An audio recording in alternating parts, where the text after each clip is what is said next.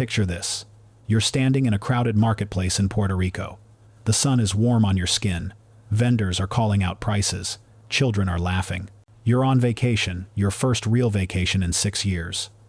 You're finally learning to breathe again after the kind of loss that nearly killed you. And then you see her. Your daughter. The daughter you buried. Except you didn't bury her body. You buried an empty coffin. Because they never found her body after she went overboard on a cruise ship in the middle of the Atlantic Ocean. But now she's standing 20 feet away from you, buying mangoes. She has 2 children with her. A little boy holding her hand, a baby in a stroller, and then a man walks up behind her, kisses the top of her head. You know that man. That's your ex-husband, your daughter's stepfather, the man who left you 6 weeks after she died. This is the true story of Kesha Matthews, a woman who spent 6 years learning to survive the impossible, only to discover her daughter's death was a lie. Welcome to Criminal Echoes. What you're about to hear will make you question everything you believe about love, betrayal, and how far a mother will go for justice. I'm your host, and this is I Buried My Daughter. Before we get to that marketplace in Puerto Rico, we need to go back to March 15th, 2018. Kesha Matthews, her daughter Maya, and her husband Derek are on a family cruise, the Carnival Destiny. 10 days in the Caribbean. Kesha thought this trip would bring them closer together. Maya had been pulling away for months, typical teenage stuff, she thought. Locked doors, short answers, eye rolls at dinner. Derek suggested the cruise. No distractions, he said. Just the 3 of us. Time to reconnect. Kesha would later learn that Derek had been planning this trip for a very different reason. March 15th, 2018. 2:47 inches the morning. Kesha wakes up. Something feels wrong. The room is too quiet. She looks over at Maya's bed. Empty. She checks the bathroom. Nothing. The balcony. Nothing. The hallway. Nothing. That's when she finds Derek. He's already in the hallway. Fully dressed. Says he woke up and Maya was gone. Says he's been looking for her. Kesha asks him why he didn't wake her up. He doesn't have a good answer. 3:15 a.m. Ship security is alerted. 3:52 a.m. A passenger reports seeing something in the water. Maybe a person. Maybe debris. Maybe nothing. 6:33 a.m. They find Maya's phone, deck 7, near the railing, screen cracked. No other signs of disturbance. By noon, the search is called off. When someone goes overboard in the middle of the Atlantic at night, you don't find them. Here's what I need you to understand. Kesha didn't just lose her daughter that day. She lost her in the cruelest way possible. No body, no goodbye, no closure. Just an empty bed and a phone by a railing. March 24th, 2018. Greenwood Cemetery, Atlanta. Kesha buries an empty coffin. Her sister Janelle was there. She described it to investigators later. Kesha collapsed on the ground next to that empty casket. She didn't cry. She screamed, like something was being ripped out of her chest. She kept saying, "She's not in there. She's not in there." Over and over. Derek was there too, standing beside Kesha, holding her up when her legs gave out. But people noticed something strange. He seemed distant, like he was waiting for something, like he had somewhere else to be. One friend said, "I thought it was just grief, that everyone processes loss differently." But looking back, he seemed relieved. Music, subtle, unsettling. April 2018. 1 month after Maya's death, Kesha spirals. She can't work, can't sleep, can't eat. Her colleagues put her on indefinite leave. She starts taking medication, antidepressants, anxiety pills, sleep aids, little orange bottles lined up on her nightstand like soldiers. If you've ever lost someone you love, you know there's a before and an after. Before the loss, you're one person. After, you're someone else entirely. Someone you don't recognize in the mirror. Kesha was living in the after. And it was hell. Through it all, Derek was there. Except, he wasn't. By mid-April, he was sleeping in the guest room. Said he couldn't sleep in their bed anymore. Too many memories. Kesha understood. Or, she tried to. But here's what Kesha didn't know. April 10th, 2018. Derek opens a separate bank account, starts transferring money, separating his finances from Kesha's. His co-workers noticed too. One of them would later testify. "He told me the marriage was over. said it was just a matter of time. This was 3 weeks after the girl died. I remember thinking, damn, that's cold. May 2nd, 2018. 6 weeks after Maya's death. Kesha comes home from a therapy appointment, finds Derek in the living room, 2 suitcases packed. She asks what's happening. He looks at her. No emotion, just tired. I can't do this anymore, he says. Can't do what? I can't stay in this house. I can't keep drowning in your sadness. Kesha gets on her knees. Literally on her knees. You're all I have left of her. Please don't leave me alone with this. Derek picks up his suitcases, walks to the door. That's exactly the problem, Kesha. I'm not a piece of Maya. I'm suffocating here. And he's gone. Here's a question for you. What kind of man leaves his wife 6 weeks after their child dies? What kind of man walks away from a woman begging on her knees? Some would say a man who's broken. A man who can't handle the pain. But what if it's something else? What if it's a man who got exactly what he wanted? By June 2018, Derek Bennett has disappeared. No forwarding address. Phone disconnected. Email bounces back. Gone. But here's what Kesha didn't know at the time. Phone records from the cruise. Subpoenaed during the initial investigation, but never followed up on. Multiple calls to an unknown number in the Bahamas, starting March 12th. 5 calls that day alone. Bank transfers. March 12th. $5,000 wired to an offshore account. Sender, Derek Bennett. And on March 15th, the night Maya disappeared, 3 calls to that same Bahamas number. The last call ended 13 minutes before Kesha woke up to find Maya gone. The police had this information. The FBI had this information. Nobody followed up. Case closed. Accidental death. Possible suicide. Transition. Time passage sound. Clock ticking. I'm going to compress 6 years into the next few minutes. Not because those years weren't important, they were everything, but because some pain doesn't need to be examined second by second. Here's what you need to know. Summer 2018. Kesha moves to a smaller apartment. Can't afford the house. Can't stand the memories anyway. She tries going back to work. Lasts 3 days. On day 4, a mother brings in her teenage daughter. The girl is 16. Same age Maya was. Kesha has a panic attack in the bathroom. Doesn't come out for 40 minutes. She never goes back to work. July 2018. Kesha's sister Janelle gets a call at 2 a.m. from Grady Memorial Hospital. Your sister was brought in tonight. She took too many pills. She's stable now, but you should come. 72-hour psychiatric hold. Janelle moves in after that. September 2018. Kesha hires a private investigator. Uses money from the divorce settlement. He works the case for 2 months. Finds nothing new. Every lead ends at a wall. He tells Kesha, sometimes there are no answers. Sometimes people just vanish. She fires him. Not because he failed. Because hearing it out loud makes it real. Second, hospitalization. This time, Kesha just stops. Stops eating. Stops getting out of bed. Stops answering calls. Janelle finds her lying there, staring at the ceiling. Hasn't moved in 2 days. But here's the thing about rock bottom. Sometimes it's the only place solid enough to build on. COVID hits. For most people, isolation is new and suffocating. For Kesha, it's just Tuesday. She's been isolated for 2 years already. But the pandemic does something unexpected. It takes away the pressure to pretend she's okay. She starts trauma therapy through telehealth. A therapist named Dr. Lisa Chen. Dr. Chen asks her a question she's been avoiding. What if you never get answers? What if you never know what happened that night? Can you live with that? It takes Kesha 6 months to sit with that question. But slowly, something loosens in her chest. She starts taking down Maya's photos. Not all of them, just enough to make room for herself. She turns Maya's room into an office.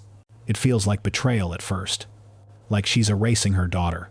But Dr. Chen reminds her, you're not erasing her. You're making room for yourself. Kesha joins an art class, painting, something Maya loved. She's terrible at it. But she keeps going because it makes her feel close to her daughter in a way that doesn't hurt. Small victories, dinner with coworkers, a movie with Tracy, her friend from the grief support group. She's not happy, not healed, but she's present. Tracy tells her one night, I don't think any of us will ever be whole again after losing a child. I think there's always going to be a piece missing. But maybe we can learn to live with the whole. Kesha nods. That's all any of us can do. November 2023. Tracy and Janelle plan a trip. Puerto Rico, long weekend, beach, relaxation. They invite Kesha. She says no at first. Too much, too far, too scary. But they keep asking. Keep pushing gently. Finally, Kesha says yes. At the last minute, she packs Maya's necklace, a silver locket Maya wore every day. Kesha fastens it around her own neck. To bring her with me, she tells Janelle.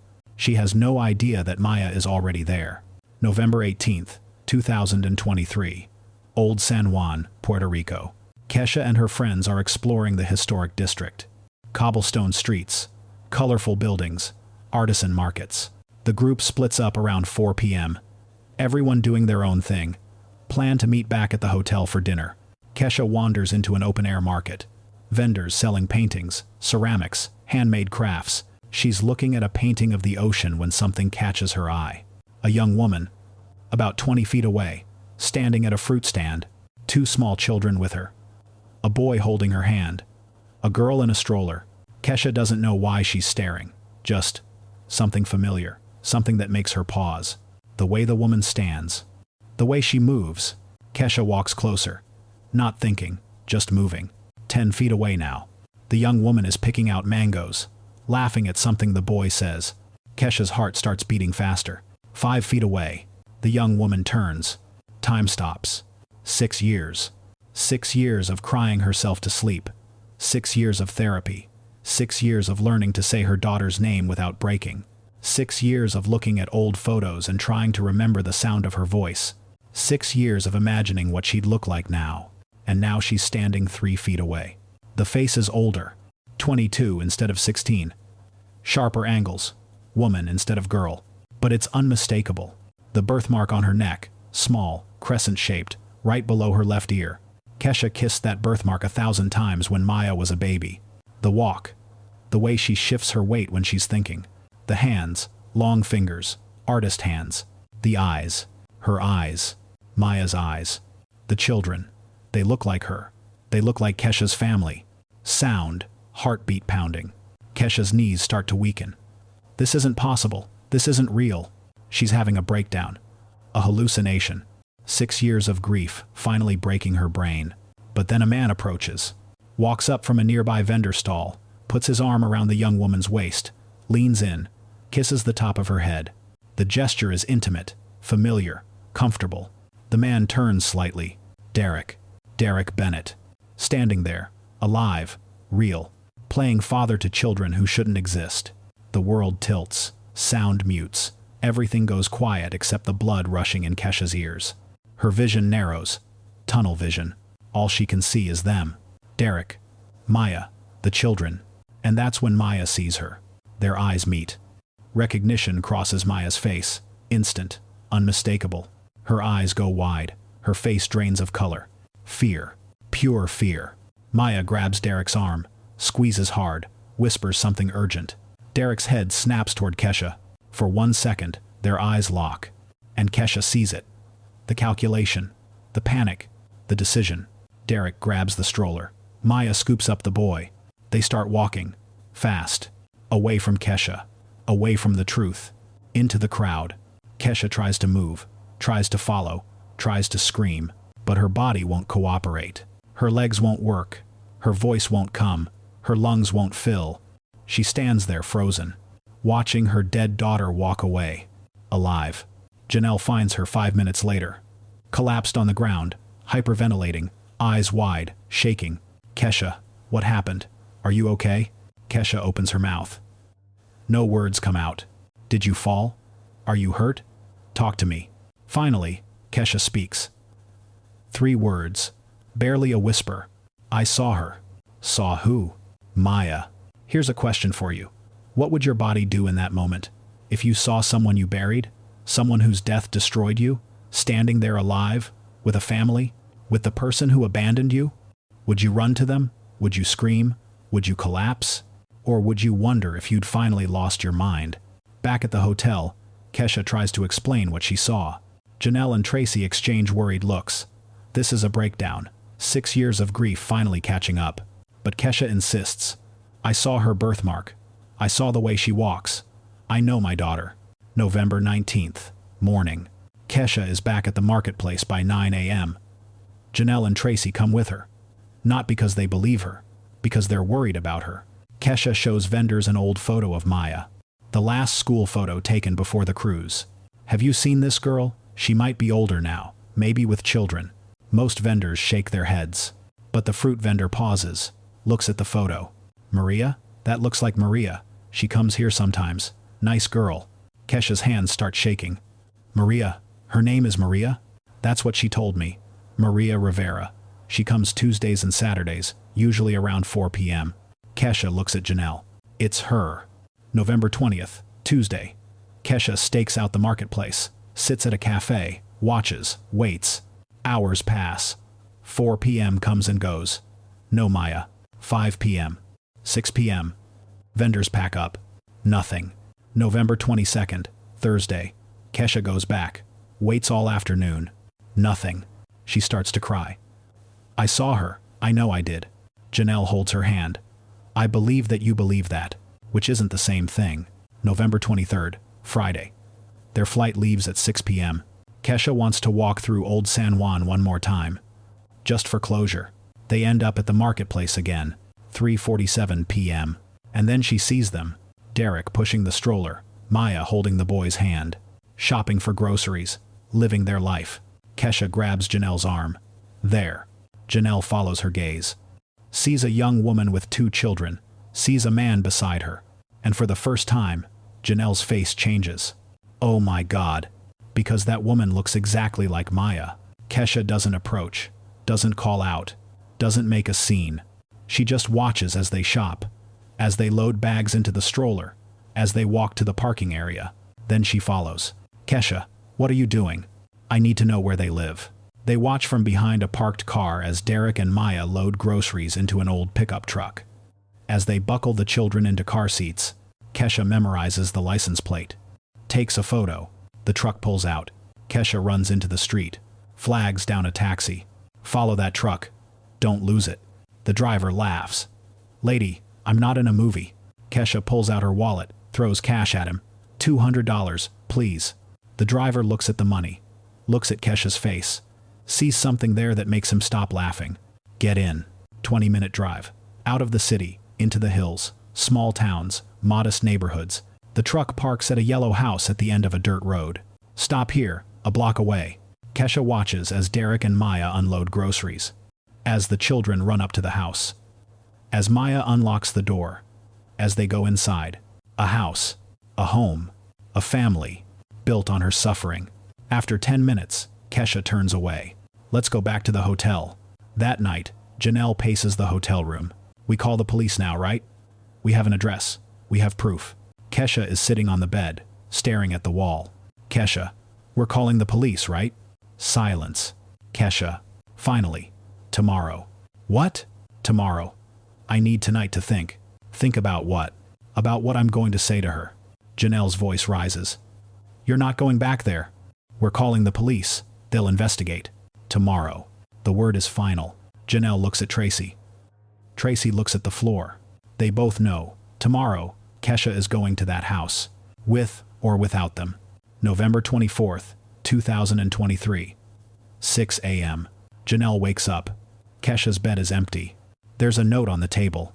I need to do this alone. Don't follow me. I love you. 9:30 a.m. A taxi pulls up 2 houses down from the yellow house. Kesha sits in the back seat, watching. Derek's truck is in the driveway. She waits. 5 minutes. 10 minutes. 10:15 a.m. The front door opens. Derek comes out. Work clothes, boots, gets in the truck. Kesha ducks down. Derek backs out. Drives away. Gone. Kesha pays the driver. Cash. You didn't see me. She stands on the street, looking at the yellow house. 6 years of grief. 6 years of rebuilding. 6 years of learning to survive. All leading to this moment. She walks to the door. Knocks. 3 times. Steady. Firm. The door opens. Maya stands there. Old t-shirt. Hair in a messy bun. Coffee mug in hand. Behind her, 2 children. The boy playing with toy cars. The girl coloring at a small table. Maya and Keisha lock eyes. Time stops. Maya's face drains of all color. The coffee mug slips from her hand, falls, shatters. Maya's mouth opens. No sound comes out. Then, barely a whisper. Mama. Kesha's voice cuts through like a blade. Don't. The boy stands up. Mommy, who is that? Maya can't speak, can't move, can't breathe. Marcus, take your sister. Go to your room. Close the door. Don't come out until I say. The girl starts crying. The boy looks scared. Now. He obeys, takes his sister's hand, leads her down the hallway. A door closes. Now it's just them. Mother and daughter. 6 years between them.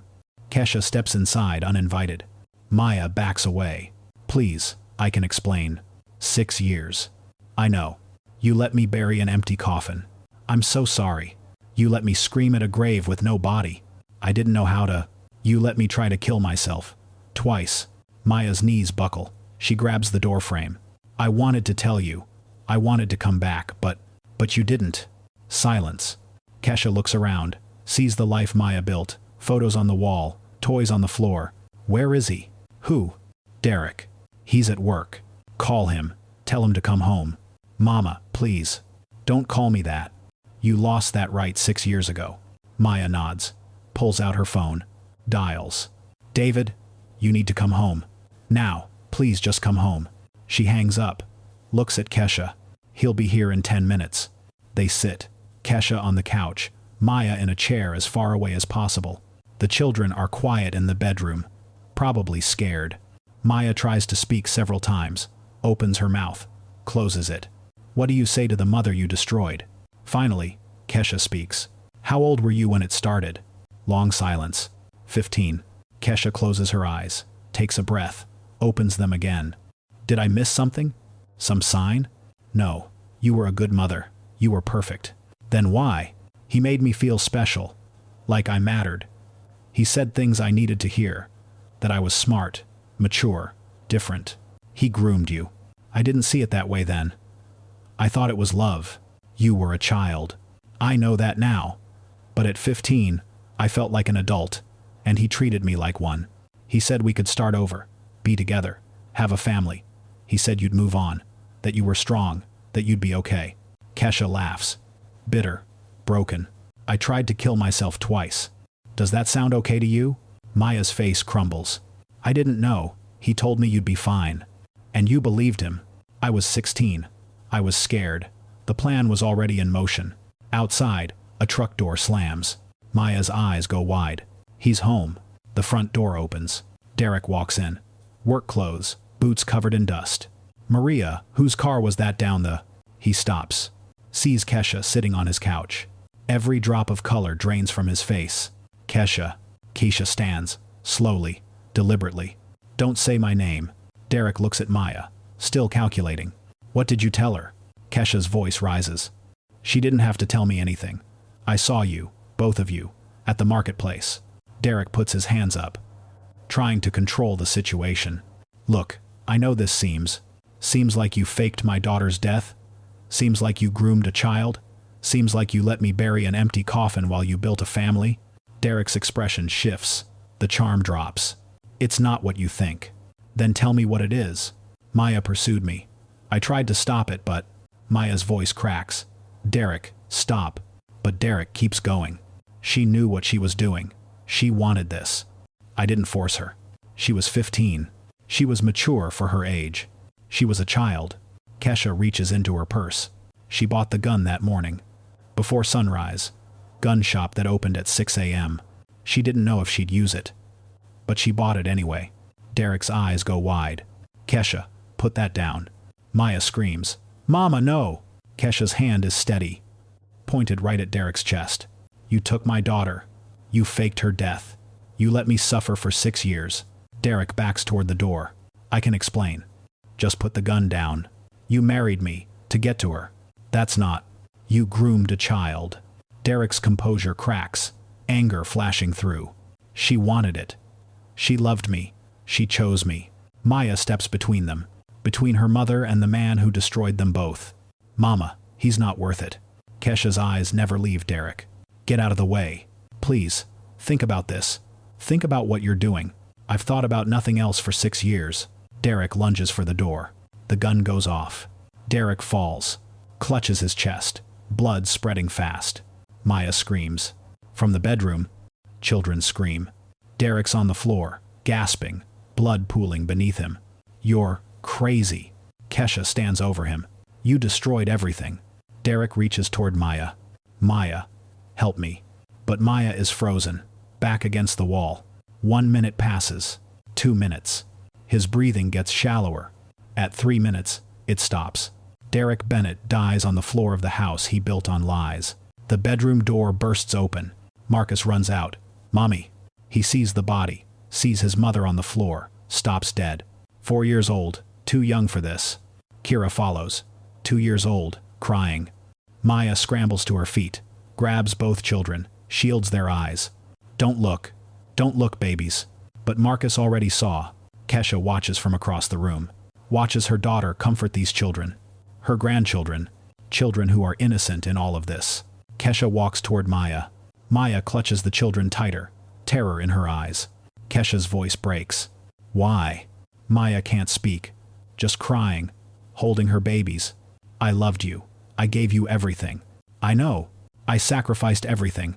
Double shifts, night school, working until my hands bled. I know. I know. And this is what I get. Kesha stands there, staring at the broken man on the floor. Staring at the daughter she thought she lost. Staring at the grandchildren she never knew existed. And suddenly, the rage drains from her body. All that's left is exhaustion. 6 years of carrying a grief big enough to crush a person. Kesha sinks to her knees. Maya watches her carefully, still shielding the children. Kesha whispers, I didn't come here to hurt you. Maya's breath trembles. You shot him. I didn't come here for him either. I came for you. Maya's face cracks open. A sound escapes her, small, broken, like the ghost of a 16-year-old girl who never got to grow up. She whispers, I was scared. I thought if I reached out, you'd never forgive me. Kesha looks up, her eyes wet. I would have forgiven anything, except silence. Maya collapses against the wall, sobbing silently, her children clinging to her shirt. Kesha crawls closer, slowly, carefully. Maya doesn't stop her. When she's close enough, she reaches out and places a trembling hand on Maya's cheek. Maya flinches, then melts into it. 6 years of distance disappearing in one exhale. I'm sorry, Maya whispers. I'm so sorry. Kesha nods. Me too. In the distance, sirens, getting closer. Neighbors must have heard the gunshot. Maya panics. Mama, what do we do? What do we... Kesha steadies her. Take them to the bedroom. Stay with them. No matter what happens next, you protect those babies. You hear me? Maya nods through tears. Clutches her children close. Runs them into the back room. Kesha stands. Wipes her face. Takes one last look at Derek's lifeless body. There is no triumph here. No satisfaction. Just an ending. An ending 6 years overdue. Red and blue lights wash through the windows. Doors slam. Boots pound the dirt. A voice calls out. Ma'am, we need you to step outside with your hands where we can see them. Kesha walks to the front door. Opens it. Steps onto the porch. Hands raised. Calm. Almost peaceful. Ma'am, do you have a weapon? Kesha nods. It's inside. I won't touch it. Do you need medical attention? Kesha shakes her head. What happened here today? Kesha closes her eyes. And when she opens them again, they're steady. My daughter came home. The officers move carefully. Not aggressive. Not shouting. Just doing their jobs. Hands behind her back. Cuffs clicking into place. Kesha doesn't resist. As they guide her toward the patrol car, she looks back at the yellow house. And there, in the window, is Maya, holding Marcus, holding Kira, watching her mother be taken away. Their eyes meet. And this time, there is no fear. Just something else. Recognition. Reunion. Love. Broken, painful, complicated love. But love all the same. Kesha Matthews was arrested on November 24, 2023, for the shooting death of Derek Bennett. Her case is still moving through the courts. But one thing will never be debated. She didn't find her daughter that day. She saved her. Saved her from a man who stole her childhood. Saved her from a lie that lasted 6 years. Saved her from a life built on manipulation and fear. And as for Maya, she is finally free. Finally safe. Finally home. I'm your host. Thank you for listening.